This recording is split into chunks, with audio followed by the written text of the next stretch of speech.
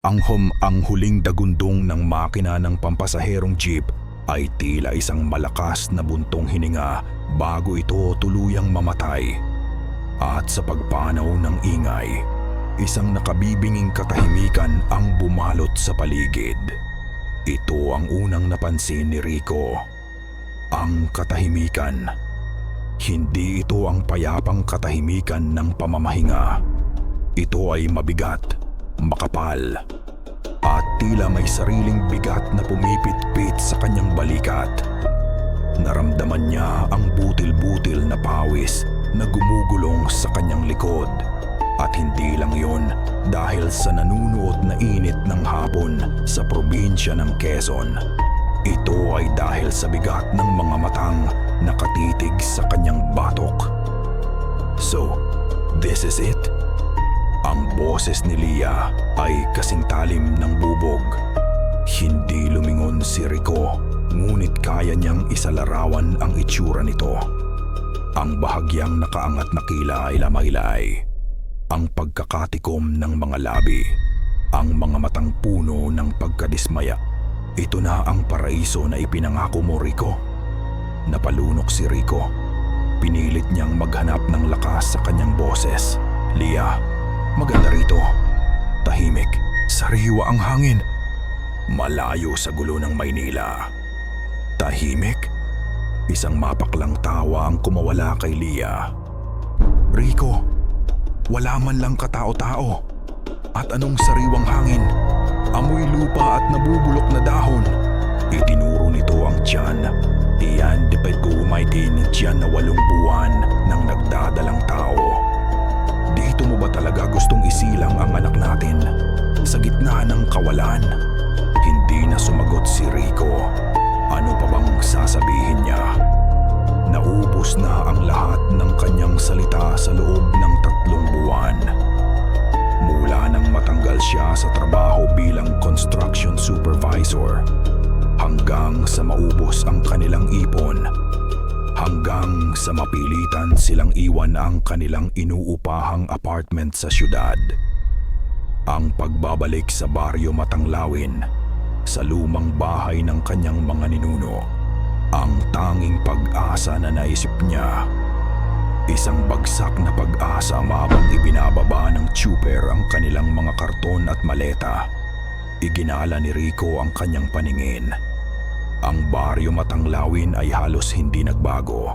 Ang makitid na kalsadang lupa. Ang mga naglalakihang puno ng balete na tila mga higanteng bantay na may libu-libong matang nakamasid. At doon, sa dulo ng isang maliit na daan, nakatayo ang kanilang magiging tahanan. Ang bahay ay gawa sa kahoy, luma na at kinakain na ng panahon. May mga baging daging na gumagapang sa mga haligi nito. At ang bubong na yari sa nipa ay may ilang butas na. Amoy alikabok, lumang kahoy at kalungkutan. Hey, nako, bulong ni Lia.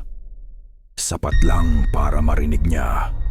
Sa kanilang tabi, ang 6 na taong gulang nilang anak na si Maya ay humihikab, pagod mula sa mahabang biyahe. Ngunit ang mga mata nito ay gising na gising, puno ng pagtataka habang pinagmamasdan ang naglalakihang mga puno. Naalala ni Rico ang biyahe nila sa jeep. May isang al na nakasabay sila, si Aling Delia. Sobrang palakaibigan nito, laging nakangiti. Ngunit ang mga mata nito ay laging napupunta sa tiyan ni Lia. Paulit-ulit nitong sinasabi, "Nako, malapit na pala, Ineng. Pag-ingatan mo yan." Maraming nag-aabang sa mga ganyang biyaya. Noong una, inakala ni Rico na kabaitan lang iyon. Pero habang tumatagal, may kakaibang pakiramdam siyang naramdaman sa paraan ng pagtitig ng ale. "Papa, buhat mo ko," sabi ni Maya. Binuhat ni Rico ang anak at sabay-sabay silang naglakad patungo sa bahay. Bumukas ang pinto sa isang mahinang langit-ngit. Sumalubong sa kanila ang masangsang na amoy ng alikabok. Sa gitna ng sala, isang silyang tumba-tumba ang natatakpan ng puting kumot. Habang dumadaan sila, tila bahagyang gumalaw ito. Siguro'y hangin lang, sabi ni Rico sa sarili. Nagsimula silang maglinis. Si Lia ay kumikilos ng may bigat sa bawat galaw. Isang malinaw na senyales ng kanyang pagtutol. Si Rico naman ay pilit na ipinapakitang masigla siya. Pilit na binubuhay ang isang pag-asang kahit siya mismo ay hindi sigurado. Maya, anak, doon muna natin ilagay ang mga gamit mo sa kwartong iyon ha. Sabi ni Rico, itinuturo ang isang saradong pinto. Umiling si Maya. Nagtatago sa likod ng mga binti ni Lia. Ayoko dyan, Papa. Bakit naman, anak? Maluwag doon. May auntie na umiiyak sa loob. Mahinang sagot ng bata. Nagkatinginan sina Rico at Lia. Isang malamig na kuryente ang gumapang sa batok ni Rico. Si Lia naman ay napabuntong hininga lang. Pagod lang yan, Rico. Sa sala na lang muna siya matulog. Dumating ang gabi. Pagkatapos ng isang hapunan ng sardinas at kanin, mabilis na nakatulog si Lia at Maya. Pagod sa biyahe at pag-aayos. Ngunit si Rico ay dilat na dilat. Nakahiga siya sa kanilang banig, nakikinig sa mga tunog ng gabi. Ang huni ng mga kuliglig, ang kokak ng mga palaka, ang kaluskos ng mga dahon sa labas, mga ordinaryong tunog ng probinsya. Ngunit may isa pang tunog, isang marahang kaluskos sa bubong na yari sa nipa. Mahina lang, pero paulit-ulit, tila may hayop na gumagapang. Isang malaking pusa, marahil, o isang bayawak. Pinilit niyang paniwalain ang sarili na normal lang iyon. Ayaw na niyang dagdagan pa ang mga alalahanin ni Lia. Tiningnan niya ang kanyang mag-ina. Mahimbing na natutulog sa tabi niya. Isang paninikip ang naramdaman niya sa kanyang dibdib. Sumpa man niya sa sarili. Poprotektahan niya sila. Gagawin niya ang lahat para maging tama ang desisyon niyang ito. Dinalaw din siya ng antok. Ngunit sa kalaliman ng gabi, bigla siyang nagising. Hindi dahil sa ingay, kundi dahil sa biglaang pagkawala nito. Natahimik ang mga kuliglig. Pati ang mga palaka ay tumigil sa pagkokak. Isang nakabibinging katahimikan. May mali. Dahan-dahan siyang bumangon. Maingat na huwag maglikha ng ingay. Lumapit siya sa bintanang gawa sa kapis at marahang sumilip sa maliit na siwang. Ang liwanag ng buwan ay nagbibigay ng anino sa kanilang bakuran. Puno. Damo. Walang kakaiba. Ngunit nang akma na siyang babalik sa pagkakahiga, isang galaw ang pumukaw sa kanyang mata. Sa gilid ng kanilang bakuran, malapit sa kumpol ng mga dambuhalang puno ng balete, may dumaan. Hindi ito tao. Hindi rin ito hayop. Isang anino. Mabilis. Napakabilis. Isang itim na hugis na lumitaw mula sa isang anino at nawala sa isa pa. Hindi niya naaninag ang anyo nito. Ngunit alam niya, sa kaibuturan ng kanyang kaluluwa, na ang aninong iyon ay nakatingin kanina sa kanilang bahay. Nakatingin sa kanila. Naniga si Rico sa kanyang kinatatayuan. Ang puso niya ay dumadagundong sa kanyang dibdib. Ang malamig na pawis ay muling bumalong sa kanyang noo. Hindi lang pala sila ang naghihintay na makarating sa bahay na ito. Ang bahay na ito ay mayroon na ring hinihintay. Sinubukan ni Lia na linlangin ang sarili. Sa sikat ng araw, ang mga anino ng gabi ay naglalaho. at ang takot ay tila isang masamang panaginip na madaling iwaksi. Habang si Rico ay nasa labas, sinusubukang kumpunihin ang bakod na gawa sa kawayan. Ibinuhos ni Lia ang lahat ng kanyang lakas sa pag-aayos ng bahay. Para sa kanya, ang kaayusan ay kalaban ng kaguluhan at ang lohika ay kalaban ng pamahiin. Kinuskus niya ang sahig na kahoy hanggang sa mangati ang kanyang ilong sa alikabok. Inayos niya ang kanilang mga damit sa isang lumang aparador na amoy kampor. Bawat galaw niya ay may diin, may puwersa. Isang tahimik na protesta laban sa kanilang sitwasyon. Ang hirap paniwalaan. Ganito na lang tayo. Bulong niya sa sarili habang pinupunasan ang isang bintanang kapis. Mula roon, tanaw niya si Rico. Pawis na pawis sa ilalim ng sikat ng araw. Nakaramdam siya ng bahagyang awa, ngunit mas nangingibabaw ang kanyang inis. Nang pumasok si Rico para uminom ng tubig, sinubukan nitong maging masaya. Tingnan mo, Lia, isang linggo lang, magmumukha na ulit itong tahanan. Isang tahanan na may mga daga sa bubong. Walang ganang sagot ni Lia.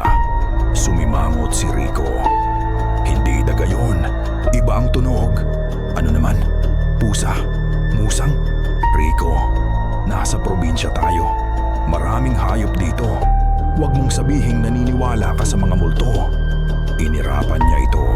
Bilang isang nurse, sanay siyang maghanap ng mga makatuwirang paliwanag. Ang takot ay sintomas lang ng stress at pagkapagod. At sa sitwasyon nila ngayon, sobra-sobra sila sa dalawang iyon. Hindi na kumibo si Rico. Nagpatuloy na lang ito sa kanyang ginagawa sa labas.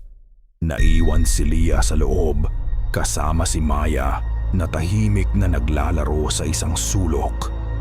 May hawak itong mga krayola at papel. Sa loob ng ilang oras, iyon lang ang tanging kapayapaan na naramdaman ni Lia. Ang katahimikan ng kanyang anak.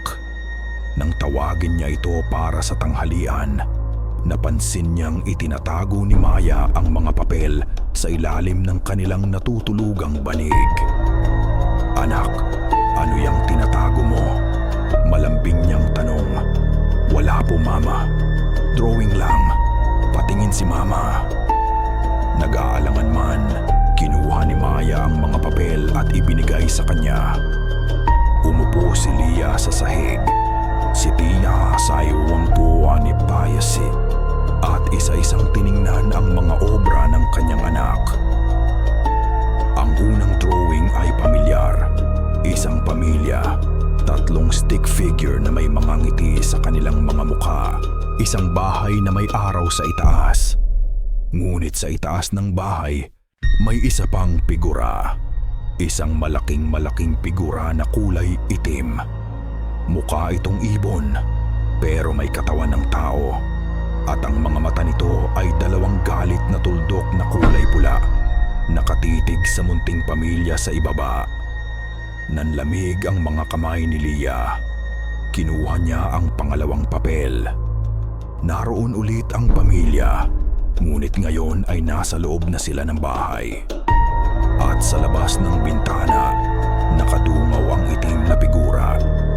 Mas malinaw na ngayon. Mahaba ang leeg nito. At ang mga kamay ay tila mga sanga ng tuyong puno. Ngunit ang pinaka nakakakilabot ay ang tila nito. Mula sa nakangangang bibig ng figura, may lumalabas na isang mahaba, manipis, at paikot na dila na tila isang tornilyo. At ang dulo ng dilang iyon ay nakatutok mismo sa tiyan ng stick figure na kumakatawan sa kanya. Hindi na napigilan ni Lia ang panginginig ng kanyang mga kamay. Maya, anak, sino to? Tanong niya, pilit na pinapakalma ang kanyang boses. Tumingin si Maya sa drawing. Walang bahid ng takot sa kanyang mga mata. Kaibigan ko po. Sagot nito ng may katapatan ng isang bata. "Kaibigan?" Tumango si Maya. "Opo, Mama." Sabi niya. Hinihintay niya si Baby. Isang malakas na kabog ang naramdaman ni Lia sa kanyang dibdib. Para siyang binuhusan ng nagyayelong tubig. Hinawakan niya ang balikat ng anak. "Saan mo siya nakita, Maya? Nagpakita ba siya sa'yo?" Umiling si Maya. "Sa panaginip ko lang po. Pero sabi niya, totoo siya at malapit na raw siyang dumalaw." Kinagabihan, hindi mapakali si Lia. Ang mga drawing ni Maya ay paulit-ulit na lumalabas sa kanyang isipan.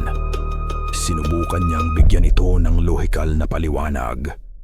Baka may nakita siyang pelikulang katatakutan o baka dala lang ng pagbabago ng lugar. Ang mga bata ay may malawak na imahinasyon.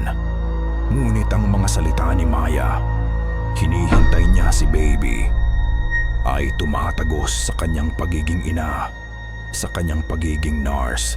Isang primal na takot ang nagsimulang kumapit sa kanyang puso. Isang takot na hindi kayang ipaliwanag ng agham. Nakahiga na sila, patay na ang ilaw.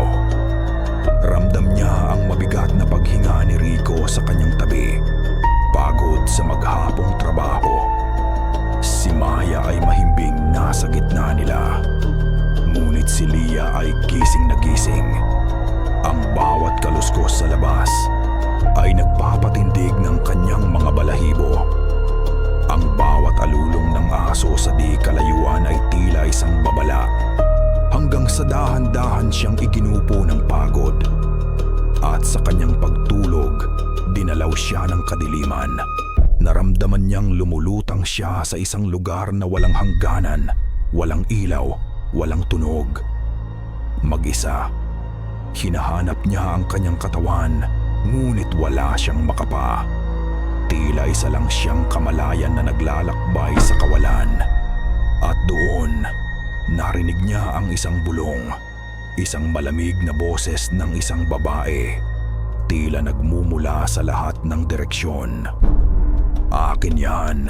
Sinubukan niyang lumingon, ngunit wala siyang leeg na maigalaw. "Akin ang laman ng iyong sinapupunan." Paulit-ulit. "Akin yan, akin yan." Ang bawat salita ay isang karayom na tumutusok sa kanyang isipan. Bigla siyang nagising. Basang-basa ng pawis, habol ang kanyang paghinga. Ang puso niya ay tila gustong kumawala sa kanyang dibdib. Niyakap niya ang kanyang tiyan, isang proteksyon na dala ng kanyang instinct. Isang panaginip lang, isang masamang panaginip na dulot ng mga drawing ni Maya. Ngunit habang sinusubukan niyang pakalmahin ang sarili, may narinig siya mula sa labas. Isang tunog na mahina, pero malinaw, malayo, ngunit papalapit. Isang tunog na hindi niya pa naririnig kailanman. Tik, tik, tik. Hindi na nakatulog si Rico ng gabing iyon. Pagkatapos marinig ang mahinang tik, tik, tik sa labas, nanatili siyang dilat. Ang bawat himaymay ng kanyang kalamnan ay tensyonado. Pinakiramdaman niya ang bawat segundo. Ang tunog ay kakaiba. Tila isang orasan, ngunit mali ang ritmo. Minsan ay malayo. Tila nanggagaling sa kabilang baryo. Pagkatapos ay biglang nasa malapit na. Tila nasa likod lang ng kanilang bahay. At ang pinaka nakapangingilabot sa lahat, ang tunog ay gumagalaw. Naririnig niya itong lumilipat, paikot sa kanilang bahay. Mula sa likuran, papunta sa gilid, tapos sa harapan. Tila isang mandaragit na sinusuri ang kanyang biktima. Naghahanap ng siwang, ng kahinaan. Tiningnan niya si Lia. Natutulog ito, ngunit hindi mahimbing. May maliliit na butil ng pawis sa noo nito at bahagya itong umuungol. tila binabangungot. Ang mga drawing ni Maya, ang panaginip ni Lia na ikinuwento nito kanina, ang tunog sa labas lakodyo lahat ay nagdudugtong-dugtong sa kanyang isipan. Bumubuo ng isang larawan ng panganib na ayaw niyang tanggapin, ngunit hindi niya maitanggi. Naramdaman niya ang pagiging inutil. Narito siya. Dinala niya ang kanyang pamilya sa lugar na ito para iligtas sila sa kahirapan. Ngunit tila inilapit niya lang sila sa isang panganib na mas malala pa. Kinabukasan, ang takot ay napalitan ng desperasyon. Mukha siyang zombie, may malalalim na eye bags. Si Lia naman ay halatang puyat din at iritable. "Narinig mo ba yun kagabi?" tanong ni Rico. "Ang alin, ang mga kuliglig?" pabalang na sagot ni Lia. "Rico, itigilil mo na yan. Pinaparanid mo lang ang sarili mo." "Hindi, Lia. May tunog, parang tik-tik-tik. Baka may depektong poste ng kuryente. O baka may nagmamartilyo lang sa malayo. 2:00 ng madaling araw. Lia, pakinggan mo naman ako." Ngunit ayaw nang makinig ni Lia. Nag-walkout ito papuntang kusina. Naiwan si Rico sa sala. Gulong-gulo ang isip. Baliw na ba siya? O si Lia ang nagbubulag-bulagan? Ang sagot ay dumating ng gabing iyon. Mas malakas, mas malapit, mas agresibo. Nagsimula ulit ang tunog na tik-tik-tik pagpatak ng dilim. Ngunit ngayon, hindi na ito paikot-ikot. Nakatutok na ito sa isang lugar. Sa kwarto kung saan sila natutulog. Nakatayo si Rico sa gitna ng silid, habang si Lia ay pilit na pinapatulog si Maya. Ang tunog ay nasa labas lang ng kanilang bintana. Paulit-ulit, walang tigil. Tik, tik, tik. Tila isang insulto, isang hamon. "Ano ba yan?" sigaw ni Lia. Hindi na maitago ang sariling takot. At doon, tumigil ang tunog. Isang sandali ng katahimikan, isang sandali ng pag-asa. Ngunit bigla, isang malakas na kalampag ang yumanig sa kanilang bintana. Blood. Napatalon silang lahat. Si Maya ay napaiyak sa takot. Blag, blagek. Tila may isang bagay, isang tao na pilit na binubuksan ang kanilang bintanang yari sa kahoy. Naririnig nila ang pagkaskas ng kuko sa lumang kahoy. Sumilip si Rico sa isang maliit na butas sa dingding. Sa dilim, naaninag niya ang isang anyo. Isang maitim na anyo. Mahaba at payat, at may mga daliri itong tila mga tuyong sanga na pilit na isinusuksok sa siwang ng bintana. "Diyos ko!" bulong ni Rico. Napasigaw si Lia. Niyakap niya si Maya. "Rico, gawin mo ang isang bagay." Kumuha si Rico ng isang makapal na 2x2 na kahoy. Nanginginig ang kamay. Hinampas niya ng buong lakas ang bintana mula sa loob. "Bog, lumayo ka rito," sigaw niya. Ang boses ay basag dahil sa pinaghalong takot at galit. "Hayop ka! Layuan mo ang pamilya ko!" Isang nakatitiling iyak ang narinig nila mula sa labas. Isang tunog na hindi galing sa tao. Mataas, matinis at puno ng kabiguan. Pagkatapos ay narinig ni nila ang azang kong iphanan ang isang kaluskmapamahaan, isang kaluskos. Tila may ibong lumipad at biglang nawala. Natahimik ang paligid. Ang tanging maririnig na lang ay ang malakas na paghinga nilang tatlo at ang pag-iyak ni Maya. Hindi sila natulog sa kwartong iyon. Naglatag sila ng banig sa sala, nagsisiksikan na tila ang pagiging magkakalapit nila ay makakapagbigay ng proteksyon. Ngunit walang proteksyon na makakapag-alis ng imahe sa isip ni Rico. Ang anyong payat at ang mga daliring tila sanga. Kinaumagahan, bago pa man sumikat ang araw, nagpasya si Rico. Hindi na niya kaya. Hindi na niya hahayaang matakot ang kanyang pamilya ng ganito. Tiningnan niya ang bintana. Doon, sa lumang kahoy, malinaw na nakaukit ang mga marka. 3 malalalim na kalmot na tila gawa ng isang hayop na may matatalas na kuko. At mula sa mga gasgas sa mamamang, may umaalingasaw na amoy. Amoy bulok. Amoy na tila nabubulok na laman. Nang makita ito ni Lia, namutla siya. Wala na ang kanyang pagdududa. Wala na ang kanyang lohika. Ang tanging naroon ay ang purong takot na nakikita rin ni Rico sa salamin. Kailangan nating humingi ng tulong, sabi ni Rico. Ang boses ay desidido na. Saan? Sa pulis. Anong sasabihin natin? Na may kumakalmot sa bintana natin? Sagot ni Lia, nanginginig. Hindi, sabi ni Rico. Sa taong nakakaalam kung ano ang mga bagay na ito. Naglakad siya palabas. Hindi pa gaanong gising ang baryo. Nakasalubong niya ang isang matandang lalaki na nagwawalis ng bakuran. Mang, excuse me po, sabi ni Rico. Sino po ba ang pwedeng makausap dito tungkol sa mga kababalaghan? Biglang natigilan ang matanda. Ibinaba nito ang walis at tiningnan si Rico mula ulo hanggang paa. Ang kaninang palakaibigang mukha ay napalitan ng pag-iingat at takot. Bagong salta kayo ano? Mahinang tanong ng matanda. Tumango si Rico. Napabuntong hininga ang matanda.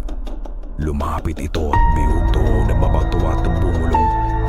Wala kang dapat lapitan. Manahimik ka na lang. Huwag kang magtanong. Huwag mong pansinin. Pero mang, pamilya ko po ang nasa panganib. Ang asawa ko, buntis po. Pagmamakaawa ni Rico. Nang marinig ang salitang buntis, biglang nanlaki ang mga mata ng matanda. Mas lalo itong natakot. Tumingin ito sa kaliwa at kanan na tila may nakikinig. Kung ganoon, bulong nito, iisa lang ang pupuntahan mo. Pero mag-iingat ka. Mapanganib ang daan na iyan. Sino po?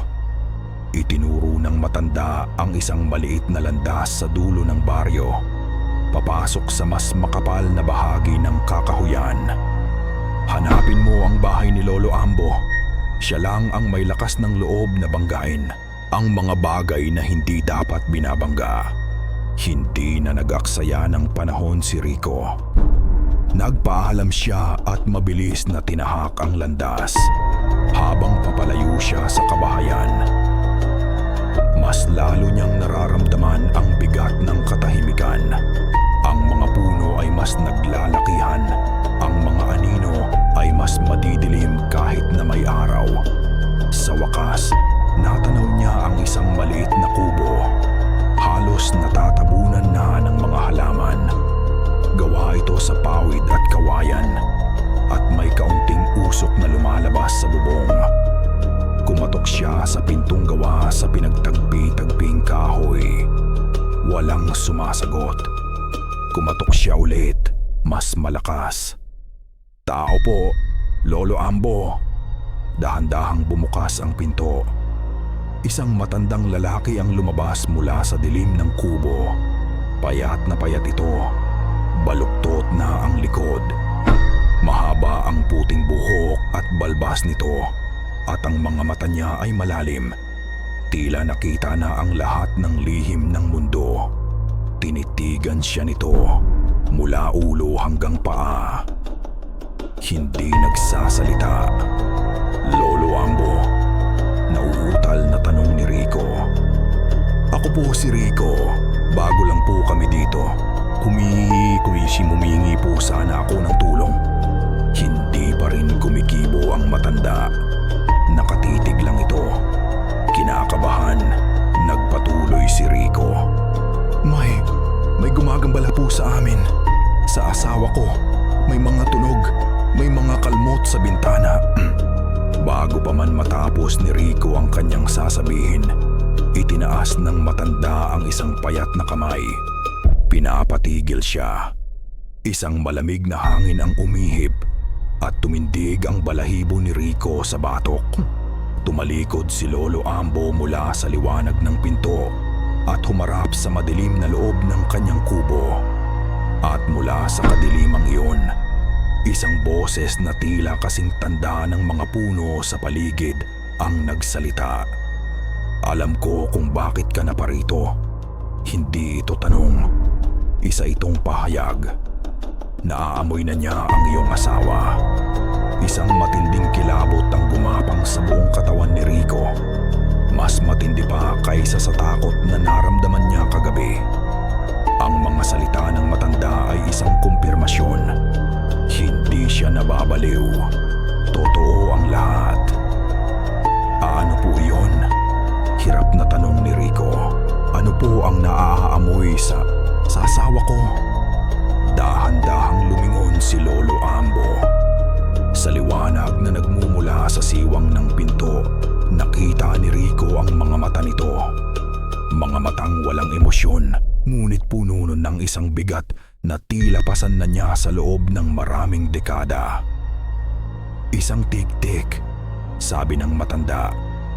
Isang uri ng aswang. Gutom ito sa dugo at laman ng mga sanggol na hindi pa naisisilang.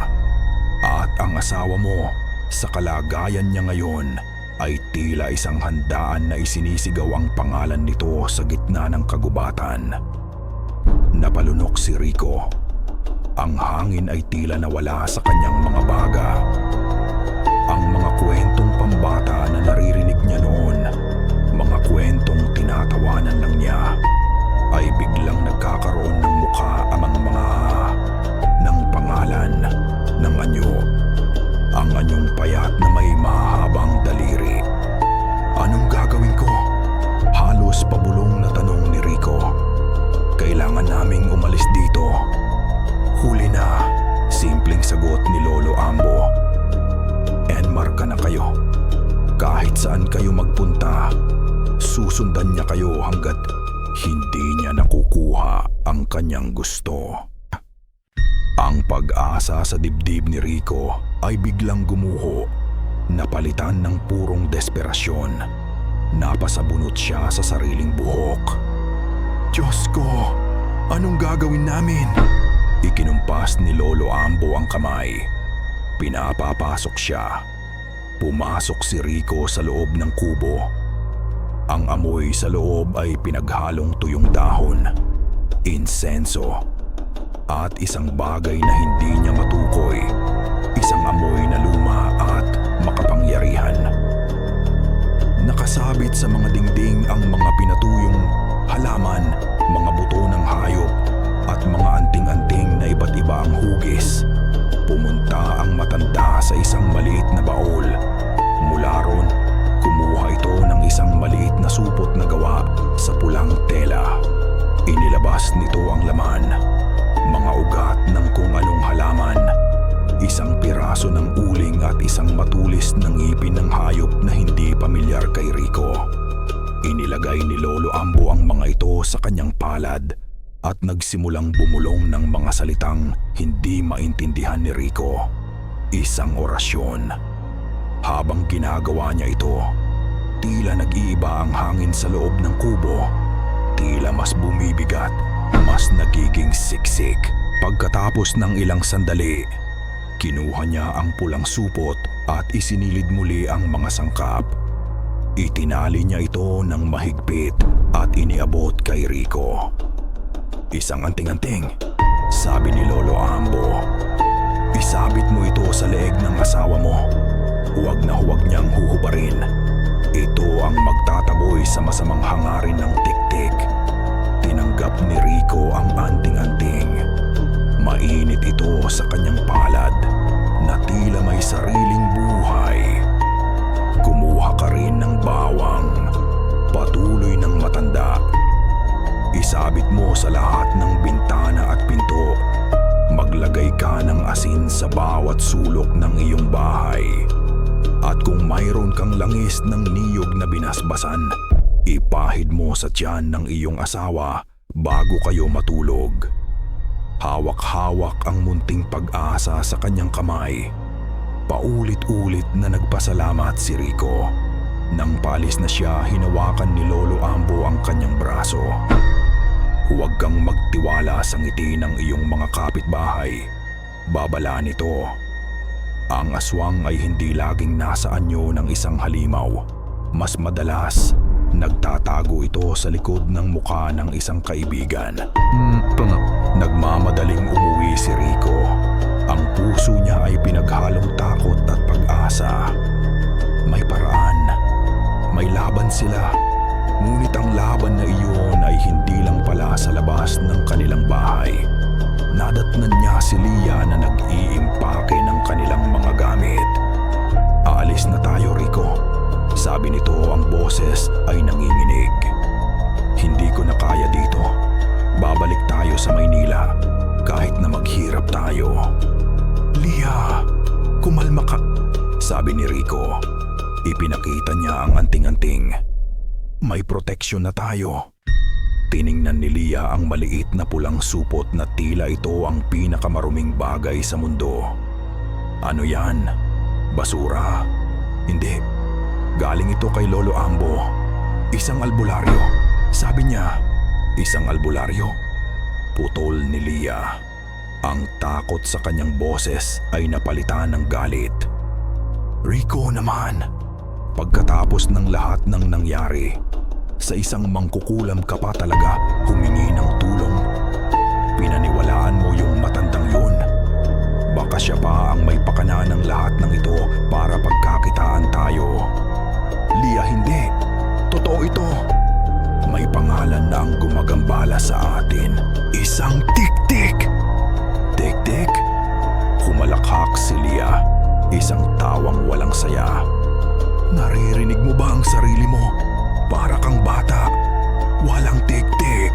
Baka may baliw lang sa baryong ito na gustong manakot. Kinuha ni Rico ang mga bawang na dala niya. Kailangan nating isabit ang mga ito. Ngunit, nang akma na siyang magsasabit sa bintana, hinablot ito ni Lia at ibinato sa sahig. Tigilan mo yan. Hindi tayo magmumukhang tanga sa bahay na ito. Hindi. Ako maniniwala sa mga pamahiin na yan. Lia, para sa kaligtasan mo ito, para sa anak natin. Ang kaligtasan ko ay ang makaalis sa lugar na ito. Sigaw ni Lia. Tumanggi itong isuot ang anting-anting. Ayaw niyang magpapahid ng langis. Para sa kanya, ang pagyakap sa mga pamahiin ay pagsuko. At hindi siya susuko. Gabi na. Natalo si Rico sa kanilang pagtatalo.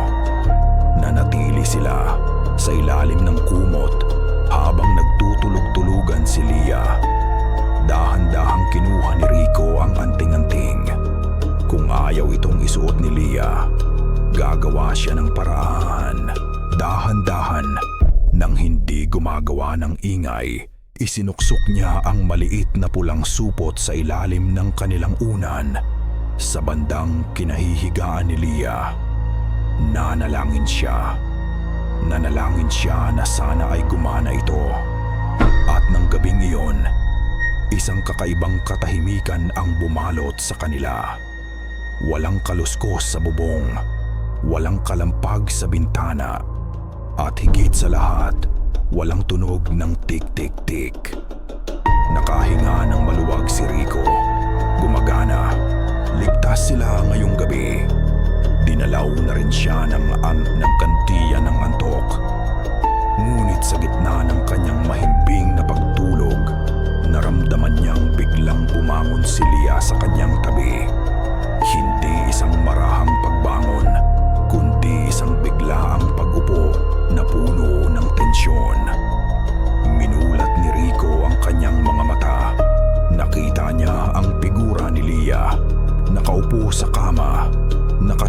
sa isang madilim na sulok ng kanilang kwarto. Nakatitig, hindi kumukurap.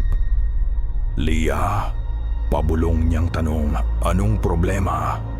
Hindi lumingon si Leah. Ang boses nito ay isang mahinang-mahinang bulong. Puno ng isang takot na mas malala pa kaysa sa narinig niya dati. Rico, may tao sa loob ng kwarto. Isang nakabibinging katahimikan. Iyon ang unang napansin ni Leah nang magising siya. Ang ingay ng takot sa kanyang isipan ay mas malakas pa kaysa sa mga kuliglig sa labas. Nanatili siyang nakaupo. Ang mga mata niya ay nanlalaki, nakatitig sa madilim na sulok ng kanilang silid, kung saan sigurado siyang may nakita siyang isang bagay. Ngunit wala nang laman ang sulok. Ang tanging naroon ay ang anino ng isang lumang baul. Leah, ano yun? Ulit ni Rico. Ang boses ay puno ng pag-aalala. May nakita ako. Nanginginig na sagot ni Leah. May nakatayo doon. Agad na bumangon si Rico at kinapa ang gasera. Nang sindihan niya ito, ang maliit na liwanag ay gumapang sa buong silid. Tinataboy ang mga anino. Walang katao-tao maliban sa kanila. Wala, mahal, mahinahong sabi ni Rico. Baka nananaginip ka lang. Hindi, git ni Leah. Sigurado ako, isang babae, mahaba ang buhok, nakatingin siya sa akin. Ngunit kahit anong tingin nila, wala silang nakita. Nanlumo si Leah. Ngayon, siya na ang mukhang nababaliw. Ang babaeng dating naniniwala sa agham at luhika sa ko ay siya nang nakakakita ng mga multo sa dilim. Ang mga sumunod na araw ay isang uri ng mental na pagpapahirap para kay Leah. Ang anting-anting na itinago ni Rico sa ilalim ng kanilang unan ay tila gumagana. Wala na ang mga ingay at pisikal na pananakot mula sa labas. Ngunit ang panganib ay tila nakahanap ng bagong paraan para pumasok. Hindi na sa labas, nasa loob na. Nagsimula sa mga maliliit na bagay. Mga anino sa gilid ng kanyang paningin na biglang nawawala kapag tinitingnan niya. Ang pakiramdam na may dumadaan sa kanyang likuran kahit mag-isa lang siya sa sala. Ang mahihinang bulong na tila pangalan niya na sinasabayan ng ihip ng hangin. Sinubukan niyang maging abala. Naglaba siya, nagluto, naglinis. Ngunit habang nagpupunas siya ng salamin sa kanilang aparador, sa isang saglit, ang refleksyon na nakita niya ay hindi ang sarili niya. Ito ay ang mukha ng isang babae, payat, maputla, may malalalim at malulungkot na mga mata. Bago pa man makasigaw si Leah, bumalik na sa normal ang kanyang refleksyon. Napahawak siya sa kanyang dibdib. Habol ang hininga. Nawawala na ako sa sarili, bulong niya. Ayaw na niyang sabihin kay Rico. Nakikita niya ang pag-aalala sa mga mata ng kanyang asawa. Ayaw na niyang dagdagan pa iyon, kaya kinimkim niya ang lahat. Ang bawat anino, bawat bulong, bawat nakakakilabot na pangitain. Ang kanyang pagdududa sa sarili ay lumalaki. Kinakain ang kanyang katatagan. Isang hapon, habang naglalaro si Maya sa labas, may kumatok sa kanilang pinto.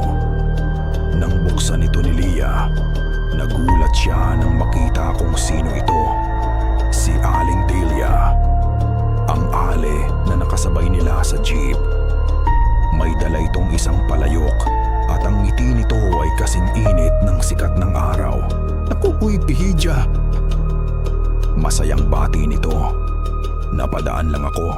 Nagluto kasi ako ng paborito ng mga bata, arroz caldo. Naisip ko, baka gusto ng anak mo at lalo na ikaw. Pampalakas yan sa mga naglilihi. Nag-aalangan man, pinapasok ni Lia si Aling Delia. Hindi niya matanggihan ang kabaitan nito. Sa isang lugar kung saan lahat ay tila estranghero, ang isang pamilyar na mukha ay isang ginhawa. Umupo sila sa sala.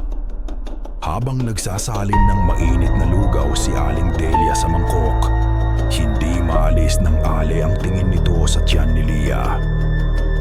Malapit na talaga, ano? Sabi nito.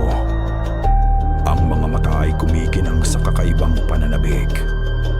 Lalaki kaya o babae? Hindi pa po namin alam.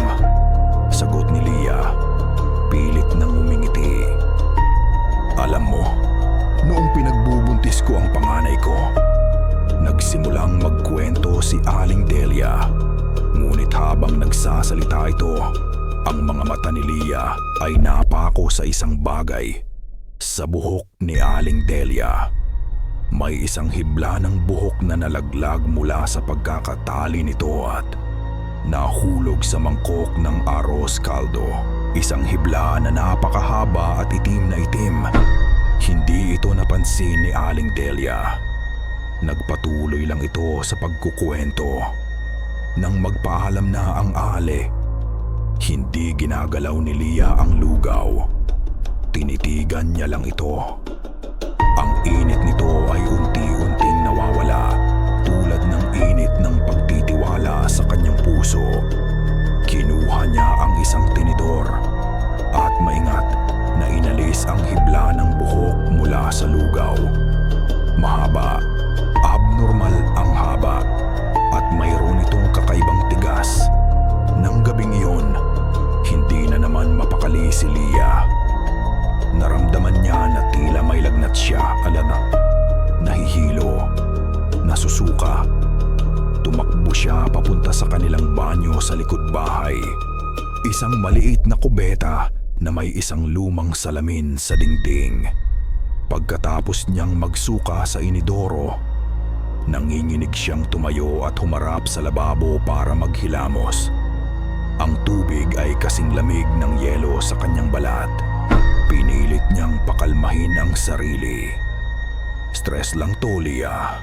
Pagod at stress. Nang iangat niya ang kanyang ulo at tumingin sa salamin, halos lumabas ang kanyang puso sa kanyang bibig. Sa isang saglit na kasingikli ng isang pagkurap, ang refleksyon sa salamin ay hindi ang kanyang mukha. Ito ay ang mukha ni Aling Delia. Ngunit hindi ito ang mukha na may palakaibigang ngiti. Ito ay isang mukhang payat, hapis, at maputla. Ang mga labi nito ay nakaunat sa isang ngiti na hindi itudi. Umaabot sa kanyang mga mata. Mga matang ganap na itim, walang puti, walang buhay. Mga matang nakatitig ng diretso sa kanya. Tila nakikita ang kaluluwa niya. Napasigaw si Lia at napaatras. Pabanukas, natumba siya sa sahig. Nang maglakas loob siyang tumingin muli, ang sarili na niyang takot na mukha ang nakita niya sa salamin. Ngunit ang imahe ng ngiting iyon, ng mga matang walang buhay, ay nakaukit na sa kanyang isipan. Hindi na ito guni-guni. Hindi na ito stress, ko dito ang halimaw ay wala na sa labas. At hindi lang ito nasa loob ng bahay. Nasa loob na rin ito ng kanyang isipan. Ang takot ay may sariling amoy. Para kay Rico, amoy ito ng basang lupa, ng paparating na bagyo. Mula pa lang ng hapon, ang kalangitan sa baryo Matanglawin ay tila isang dambuhalang pasa, kulay abo, lila at itim. Ang hangin ay mabigat at malagkit, at ang katahimikan bago ang unos ay mas nakakabingi kaysa sa kulog. Mula nang mangyari ang insidente sa banyo, hindi na halos kumikibo si Lia. Lagi itong tulala, mahigpit ang yakap sa sarili, at ang bawat ugong ng hangin ay nagpapatalon sa kanya. Paulit-ulit nitong ibinubulong, "Nasa loob siya, Rico. Nasa isip ko siya." Sinubukan ni Rico ang lahat. Dinagdagan niya ang bawang sa mga bintana. Nagwisik siya ng asin. Ipinilit niyang isuot kay Lia ang anting-anti, ngunit tila wala na itong epekto sa paniniloob na takot na nararamdaman ng kanyang asawa. Dumating ang gabi kasabay ng unang patak ng ulan. Malalaki, mabibigat na patak na tila mga batong bumabagsak sa kanilang bubong na nipa. Sumunod ang hangin, isang humahagulgol na iyak na nagpapayanig sa buong bahay. Nasa loob sila ng kanilang kwarto. Si Maya ay mahimbing nang natutulog sa gitna nila. Tila walang kamalay-malay sa digmaang nagaganap sa paligid. "Rico, naririnig mo ba yon?" bulong ni Lia. Ang mga mata ay nakatutok sa kisame. Pinakinggan ni Rico. Sa gitna ng ugong ng hangin at bagsak ng ulan, may isa pang tunog. Isang kakaibang kaluskos sa kanilang bubong. Hindi ito tunog ng sanga na dala ng hangin. Iba ito. Mas mabigat. Tila may gumagapang. Thud. Isang malakas na kalabog ang narinig nila mula mismo sa itaas ng kanilang higaan. Tila may isang bagay na mabigat ang biglang bumagsak o lumapag doon. Napabangon silang dalawa. Niyakap ni Rico ang kanyang mag-ina. Ang mga mata niya ay hindi inaalis sa kisame na gawa sa pinagtagpi-tagping dahon ng nipa at kawayan. Katahimikan. Ang tanging maririnig lang ay ang malakas na pagtibok ng kanilang mga puso. Hanggang sa si Maya, na nagising sa kalabog, ay nagsalita sa isang tinig na puno ng pagka-inosente. Itinuro nito ang kisame. "Papa," bulong ng bata. "May butas." Tumingala si Rico. Sa gitna ng kisame, sa pagitan ng dalawang piraso ng kawayan, may isang maliit na siwang na hindi nila napansin dati.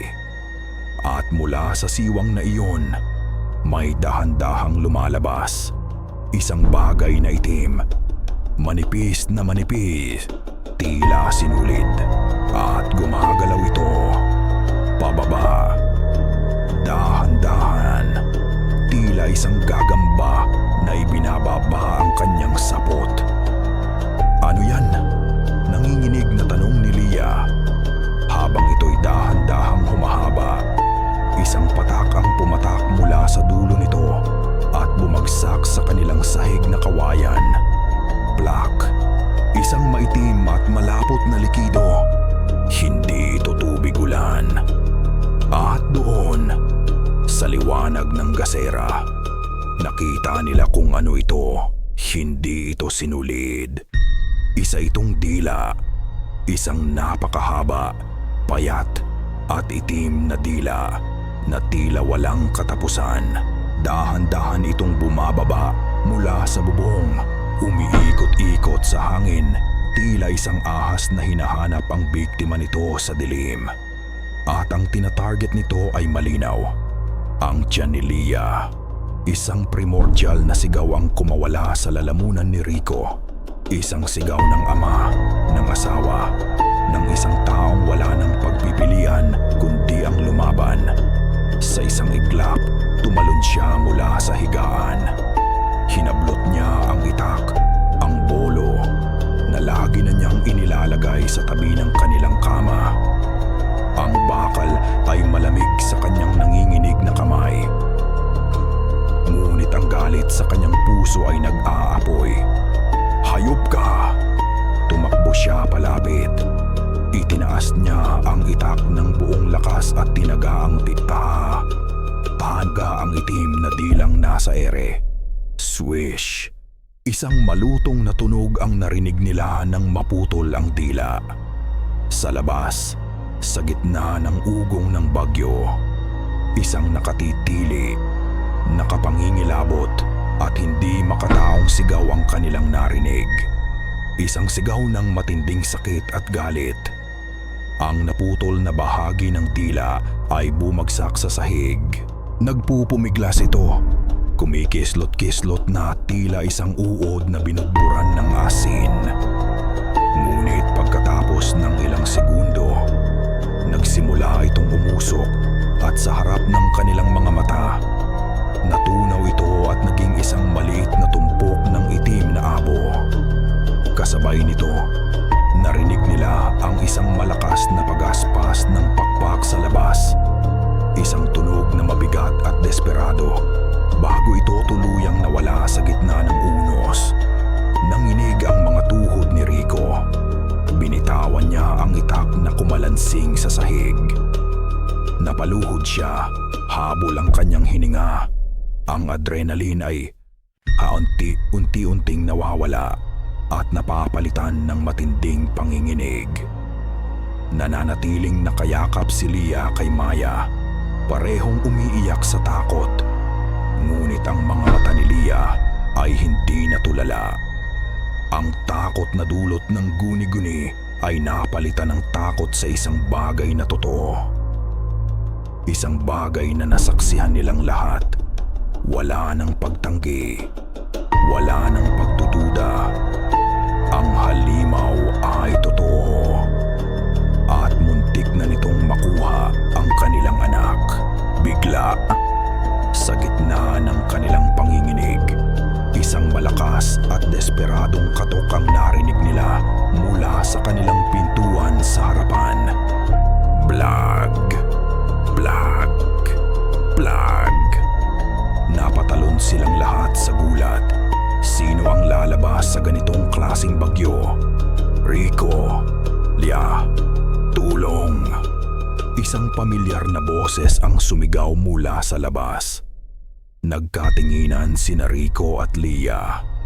Kilala nila ang boses na yon. Nanginginig na tumayo si Rico. Muli niyang dinampot ang itak. Dahan-dahan siyang naglakad papunta sa pinto. Si Lia at Maya ay nakasunod sa kanyang likuran, magkayakap.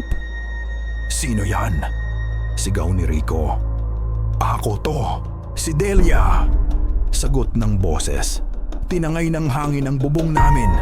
Pakiusap, patuluyin ninyo kami kahit ngayong gabi lang." Nag-aalangan si Rico. Ang timing ay masyadong perpekto. Masyadong kahina-hinala.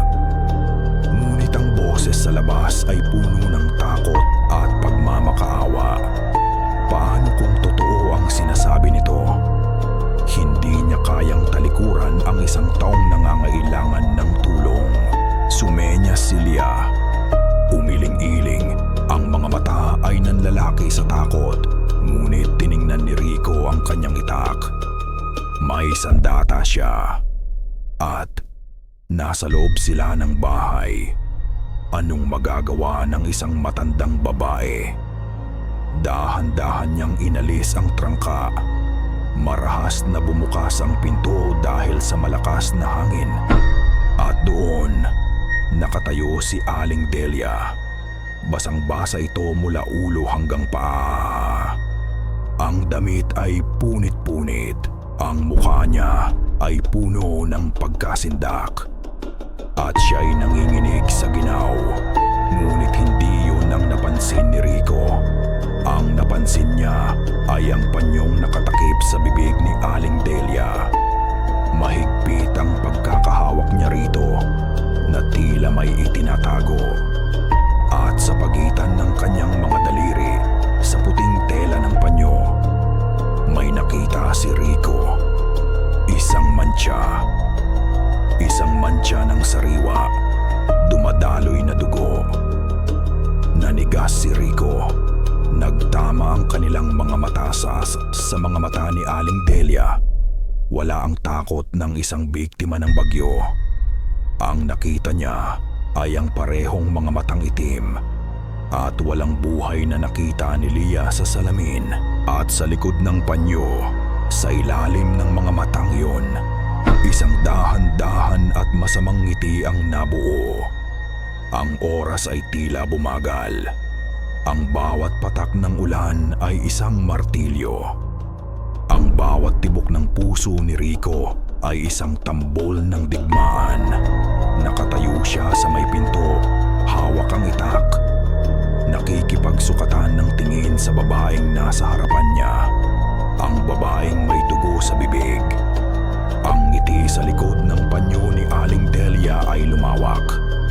At sa isang iglap, nawala ang anyo ng isang kawaawang matanda.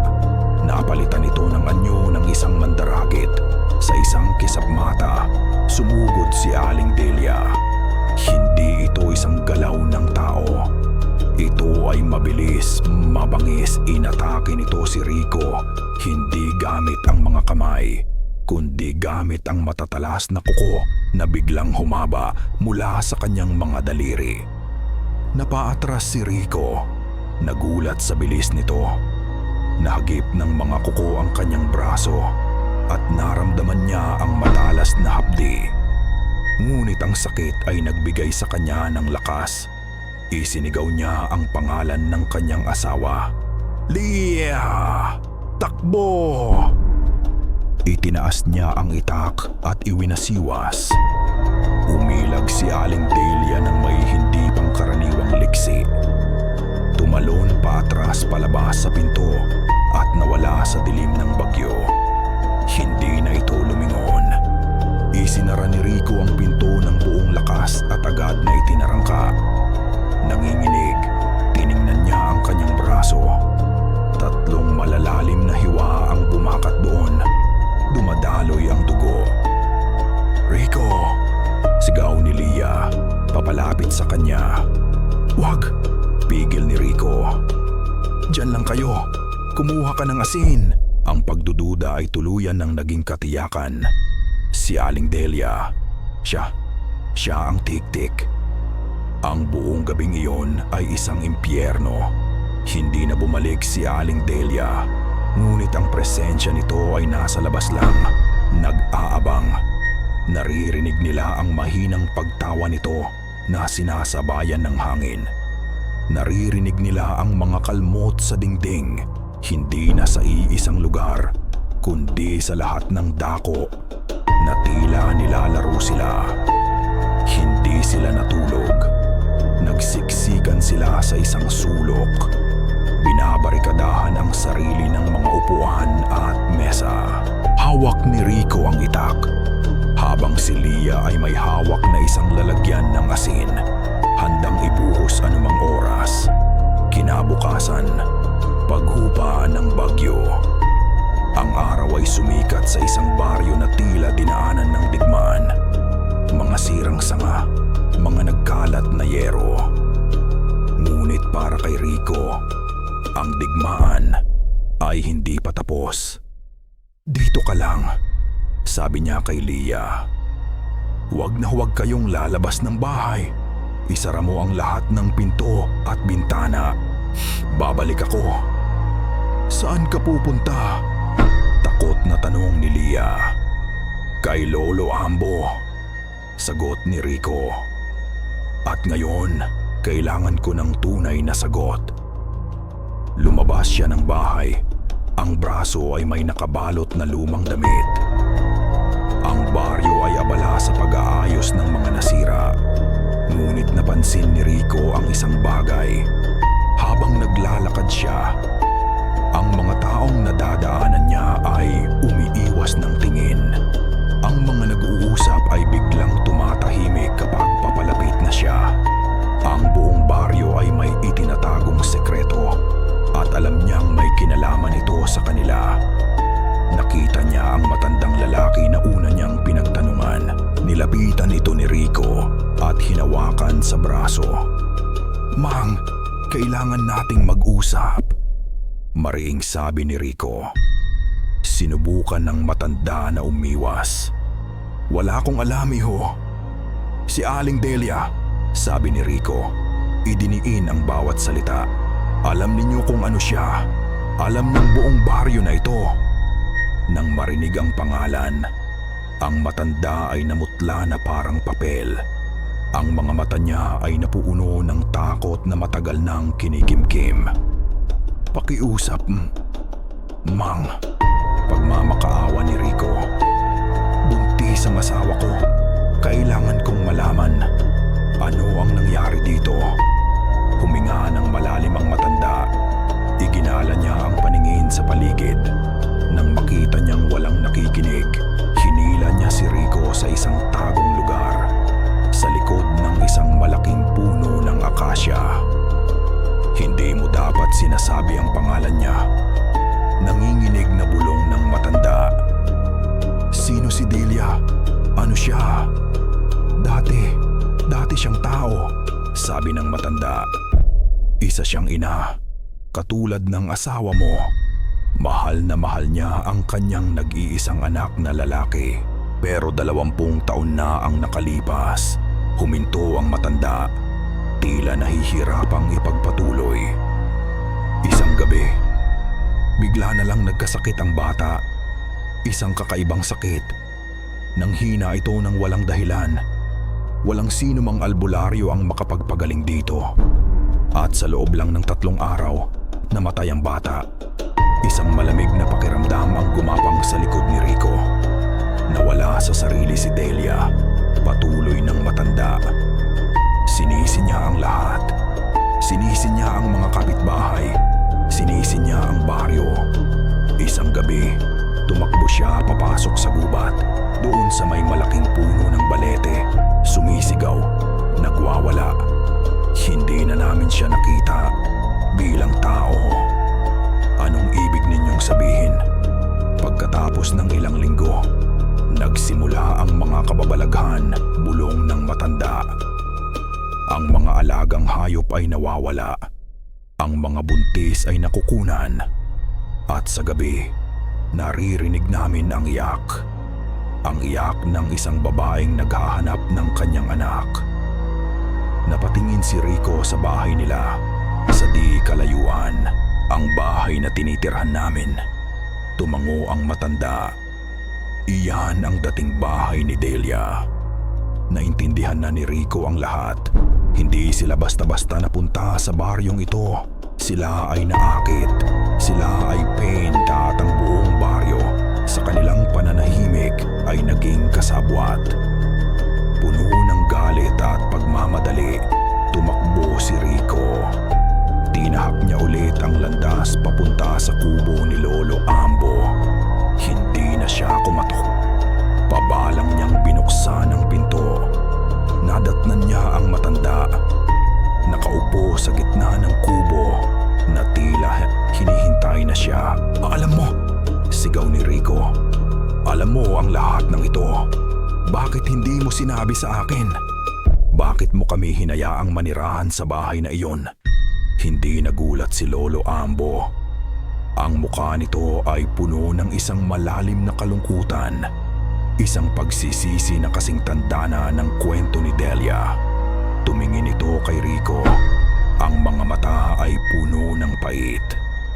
"Dahil may kasalanan ako sa nangyari kay Delia," mahinang sabi ng matanda. "At ngayon, babalik ang sumpa upang maningil." Ang mga salita ni Lolo Ambo ay tila mga bato na bumagsak sa katahimikan ng kubo. "May kasalanan ako." "Anong kasalanan?" Galit na tanong ni Rico. "Anong ginawa mo?" Hindi agad sumagot ang matanda. Ipinikit nito ang kanyang mga mata. At sa pagpikit na iyon, tila bumalik siya sa isang panahong matagal nang lumipas. Biglang nag-iba ang pakiramdam sa loob ng kubo. Ang amoy ng mga tuyong halaman ay napalitan ng amoy ng luma at sariwang dugo. Nagsisimula ang flashback. Ang gabi ay madilim. Pinupunit lamang ng liwanag mula sa isang maliit na gasera. Si Ambo ay bata pa noon, hindi pa lolo, ngunit isa ng kinikilalang albularyo sa baryo. Sa kanyang harapan, nakahiga sa isang banig ang isang maliit na bata. Nangingitim ang mga labi at hirap na humihinga. Sa tabi nito, isang babaeng nagngangalang Delia ang humahagulgol. Ang mga mata ay tuyo na sa kaiiyak. Gawin mo ang lahat, Ambo. Pagmamakaawa ni Delia. Pakiusap, iligtas mo ang anak ko. Sinubukan ni Ambo ang lahat. Ang mga dasal, ang mga ugat, ang mga bulong. Ngunit ang sakit ng bata ay iba. Tila isang anino ang dahan-dahang kumakain sa buhay nito mula sa loob. Walang bisa ang kanyang kaalaman. Wala siyang kapangyarihan laban dito. Sa madaling araw, bumigay ang bata. Ang hagulgol ni Delia ay naging isang sigaw na puno ng galit at sakit. Isang sigaw na yumanig sa buong baryo. Tiningnan niya si Ambo. Ang mga mata ay nag-aapoy. Wala kang silbi, sigaw niya. Isa kang peking albularyo. Hinablot ni Delia ang walang buhay na katawan ng kanyang anak at tumakbo palabas patungo sa kadiliman ng gubat. Alam ni Ambo kung saan ito pupunta. Sa ilalim ng dambuhalang puno ng balete. Isang lugar na kinatatakutan at iniiwasan. Isang lugar kung saan ang hangganan sa pagitan ng mundo ng mga tao at ng mga espiritu ay manipis. Sinundan niya ito. Ngunit natakot siya. Ang kapangyarihan sa lugar na iyon ay mas malakas kaysa sa kanya. Mula sa malayo, sa likod ng mga puno, nanood lang siya. Nakita niya si Delia na inilapag ang kanyang anak sa paanan ng balete. Nakita niya itong sumigaw sa kalangitan. Nag-aalay ng kung ano-anong panalangin na hindi para sa Diyos, kundi para sa mga nilalang na naninirahan sa kadiliman ng puno. Nag-alay siya ng dugo mula sa sarili niyang mga braso. Ibinigay niya ang kanyang kaluluwa. Ibalik niyo siya sa akin. Naririnig ni Ambo ang kanyang sigaw. Kahit anong kapalit, kahit ako na lang, ibalik niyo lang siya. Isang malakas na hangin ang umihip. Ang mga sanga ng balete ay tila mga kamay na yumakap sa naghihinagpis na ina. Isang itim na hamog ang bumalot sa kanila. At si Ambo, ang batang albularyo, ay tumalikod at tumakbo. Dala ng takot, iniwan niya si Delia sa kanyang kasunduan sa dilim. Nagtatapos ang flashback. Minulat ni Lolo Ambo ang kanyang mga mata. Ang imahe ng nakaraan ay sariwa pa rin, tila kahapon lang nangyari. Hindi ko siya tinulungan, sabi ng matanda. Ang boses ay puno ng pagsisisi. Dapat ay pinigilan ko siya o dapat ay sinamahan ko siya. Ngunit mas pinili kong iligtas ang aking sarili. At anong nangyari sa kanya? Tanong ni Rico. Ang galit ay napapalitan na ng pagkaunawa sa bigat ng trahedya. Ang balete ay hindi nagbibigay. Kumukuha ito, sagot ni Lolo Ambo. Hindi nito ibinalik ang bata. Sa halip, binigyan nito si Delia ng kapangyarihan para maghanap ng kapalit. Ginawa siyang isang halimaw na walang katapusan ang gutom at pagkauhaw. Isang sumpa, isang tik-tik. At ang baryo, hinayaan lang nila. Gumawa ako ng mga proteksyon. Sabi ni Lolo Amboy, maanting-anting na itinago ko sa bawat hangganan ng baryo. Nagpapahina ito sa kanya. Itinutulak siya palayo. Sa loob ng 20 taon, naging epektibo ito. Hanggat walang pain na masyadong malakas para tanggihan niya. Dugtong ni Rico. Hanggat hindi dumating ang isang buntis, tumango ang matanda. Ang pagdating ninyo ang gumising sa sumpang natutulog at ang pagtira ninyo sa dati niyang bahay, iyon ay tila isang imbitasyon. Naintindihan na ni Rico ang lahat. Ang katahimikan ng baryo, ang takot sa mga mata ng mga tao, Hindi lang sila takot sa aswang. Sila ay nabubuhay sa isang kasunduan ng pagkakasala. Kailangan ninyong lumaban, sabi ni Lolo Ambo. Tumatayo na. At ngayon, hindi na ako tatakbo. Pumunta siya sa isang sulok at kinuha ang isang mahabang bagay na nakabalot sa puting tela. Nang alisin niya ang balot, nakita ni Rico ang isang buntot ng pagi. Pinatuyo at matigas na, tila isang latigo. Sa dulo nito ay may matulis na tinik. Ang buntot pagi ay kinatatakutan ng mga aswang, paliwanag ng matanda.